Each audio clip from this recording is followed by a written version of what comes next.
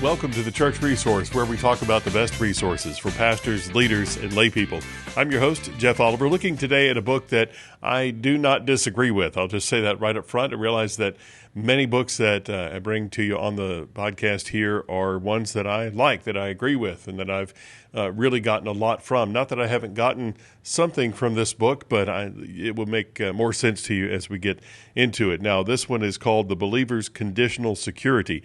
It's written by Daniel D. Corner, and it is a book, as you can tell by the title, he is talking about one of the points of Calvinism, you might say, or the doctrines of grace that he completely disagrees with. And it's even something that shows up in Arminianism. A lot of people, if they call themselves a 2 or 3 point Calvinist, which is being really an Arminian, then it is something that they would believe in also. Now, Dan Corner has subtitled this book, Eternal Security Refuted.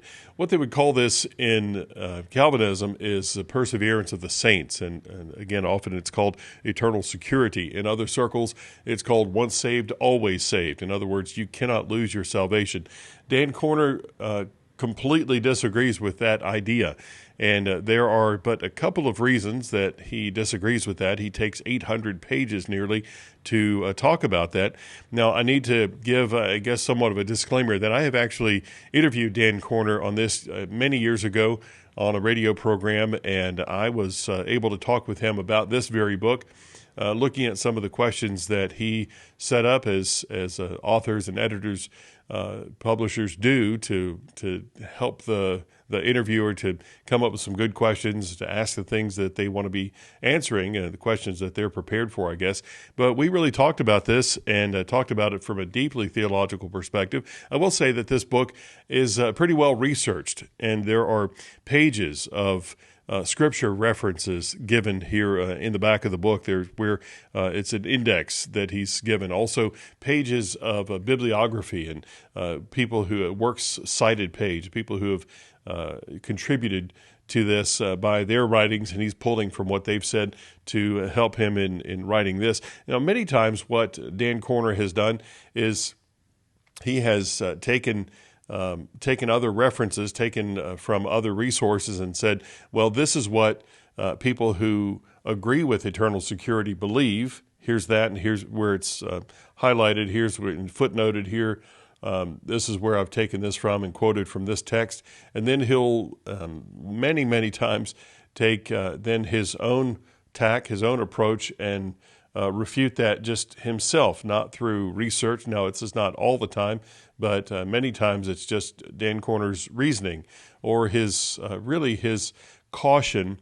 And I said there are but a couple of reasons that he would make this statement here that the believer does not have eternal security, but rather it's conditional security, and that the point is that he believes that if we did have eternal security, if it is something that once we're saved, there is nothing that we can do to lose our salvation, Dan Corner would say, well, that gives people absolute license to do whatever they want to do.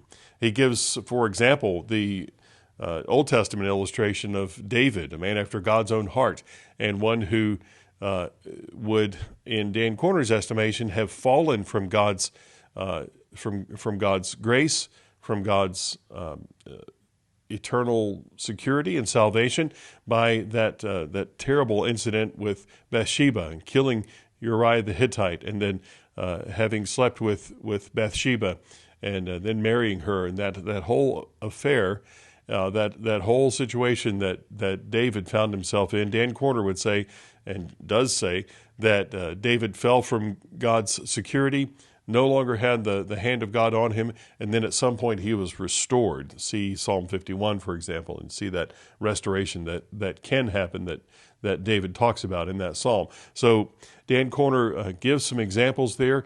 I think they are, and I'm not trying to, set up a straw man here where this is an argument that that we're just going to knock down whatever he has said here and make it seem silly, because I think he deeply believes this. I think Corner is adamant about this and has researched this, and I think this is just what he believes. One other reason that I think he's written this book, and that he has actually written several books with this kind of the kind of flavor, I guess. He's written a smaller book called A Myth of Eternal Security. He wrote The Gospel According to Charles Stanley.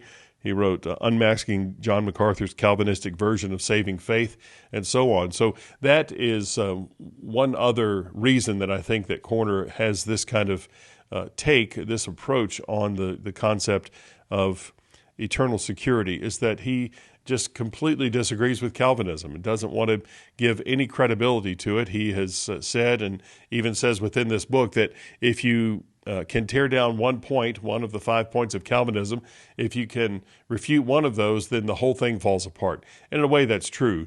They do all kind of hinge on each other. So he believes that if you can tear down one of those, many times the one that people choose is the idea of unconditional election, but that's for another day.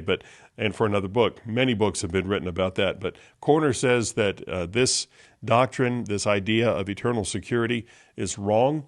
He even says it's blasphemous, that he's pointed out he believes in Scripture, in his understanding of it, his interpretation of Scripture, and again, many passages given here that is something that we should not believe in at all, that God has a very conditional approach to our eternal security.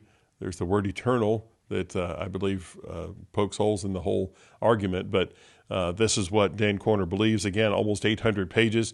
And now, as far as whether you should get this book, I do recommend that you have this book. Now, it might be shelved in another part of your library. It might even be shelved outside of your office, Pastor, if you want to have a kind of display, books on display that says, okay, these are all the books that I agree with. These are all the books that are vetted. In other words, if it's on my shelf, it's safe. This does not belong on that shelf if that's what you believe. Now, he has again, I think a well-constructed argument and very much footnoted and documented argument. So it is something that I think you should have, so that you know what the other side believes in, assuming that you do believe in eternal security. So it's something that I think you should be able to refer back to get an idea of what people believe, and to see truthfully, honestly, without again setting up any kind of straw man argument that's easily defeated, but to really work through this and see what it is that others believe, so that you can strengthen what you believe. So I think it's important to have those books on hand, and a great resource to do that. So this is just one book on my shelf that's been helpful to me in my ministry, and I hope it gives you a bit of direction as you prayerfully consider which resources will best help you and the people you minister to. Thanks for listening to The Church Resource, and please make sure you give us a review. And if you have any suggestions of resources that you would like us to look at, email us at thechurchresource@gmail.com. That's thechurchresource@gmail.com.